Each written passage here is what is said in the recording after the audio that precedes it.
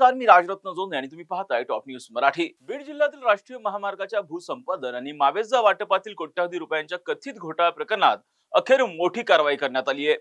बीडचे तत्कालीन जिल्हाधिकारी अविनाश पाठक यांना पोलिसांनी लातूरमधून अटक केली आहे। या कारवाईमुळे संपूर्ण महसूल विभागात प्रचंड खळबळ उडाली आहे।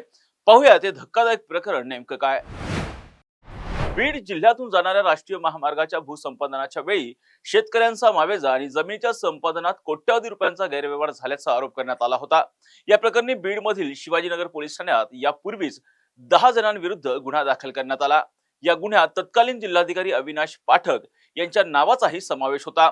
सुरुवातीला या प्रकरणाचा तपास पोलीस उपाधीक्षक पूजा पवार या करत होत्या, मात्र त्या सध्या रजेवर असल्यामुळे या तपासाची जबाबदारी एम वेंकटरामन यांच्याकडे सोपवण्यात आली होती।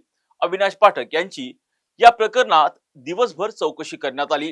त्यानंतर विशेष तपास पथक अर्थात एसआयटीनं त्यांना लातूर मधील त्यांच्या राहत्या घरातून ताब्यात घेतलंय।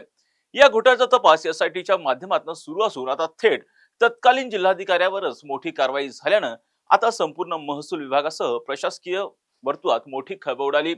पोलिसांनी पुराव्याच्या आधारे ही मोठी कारवाई केल्याचं सांगितलं जात आहे। अटक केल्यानंतर आता अविनाश पाठक यांना लवकरच बीड न्यायालयामध्ये हजर केलं जाणार आहे।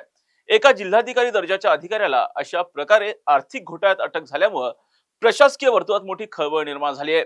एसआयटीच्या या धडाकेबाज कारवाईमुळे या प्रकरणातील इतर मोठ्या नावांचे धाबे देखील आता दणाणले आहेत। या घोटाळ्याची व्याप्ती मोठी असून पुढील तपासात अजून कोणती धक्कादायक माहिती उघडकीस येते हे पाहणं आता महत्त्वाचं असणार आहे। तुर्तास येथे थांबूयात, पाहत राहा टॉप न्यूज मराठी, आपला महाराष्ट्र आपली बातमी।